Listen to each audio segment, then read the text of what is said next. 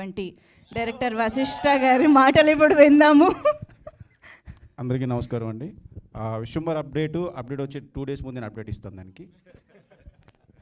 అది ఏ రోజు సార్? ఆ 2 days ముందు ఎప్పుడు వస్తుంది? బిఫోర్ డే అప్డేట్ వస్తుంది దానికి.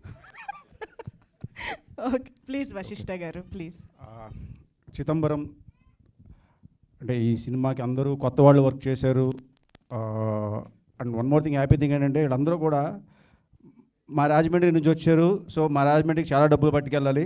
షో ఆల్ ది బెస్ట్ భయ్యా, కంగ్రాచులేషన్స్ అందరికీ. టీజర్ చూసినప్పుడు చాలా బాగుంది. అంటే ఇలా మలయాళం ఫిలిమ్స్లో మనం ఓటీటీలో చూసినప్పుడు అబ్బా ఇంత బ్యూటీగా ఉందా అని ఫీలింగ్ ఉంటుంది. బట్ ఈ సినిమా చూసినప్పుడు సేమ్ అదే ఫీలింగ్ వచ్చింది. అండ్ మారేడుమిల్లిలో మేము షూట్ చేసాం కానీ ఇంత అందంగా షూట్ చేయలేకపోయాం. మేము డిస్ట్రక్షన్ చేసాం ఎక్కువ అక్కడ. అయ్యో ఇది చూసిన తర్వాత అనిపించింది ఎంత పాటు చేసామో అక్కడ మేము అని చెప్పి.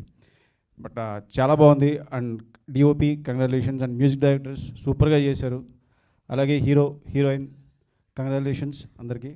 అండ్ నాకు కొంచెం ఇన్సెక్యూరిటీ స్టేజ్ మీద ఎక్కువ మాట్లాడడం భయం నాకు. సో అది కూడా ముందే ఒప్పేసుకున్నాను. అండ్ ఈ సినిమాలన్నింటికి ఇన్స్పిరేషన్ అయిన హీరో సక్సెస్ మీట్ పెట్టారు కదా, కేర్ ఆఫ్ కంచరపాలెం. అది నేను నా చిన్నప్పుడు చూశాను భయ్యా. హీరో ఈ సినిమా కానీ ఈ సినిమా కొంచెం ఎక్కువ మాట్లాడుతున్నారు. అలాగే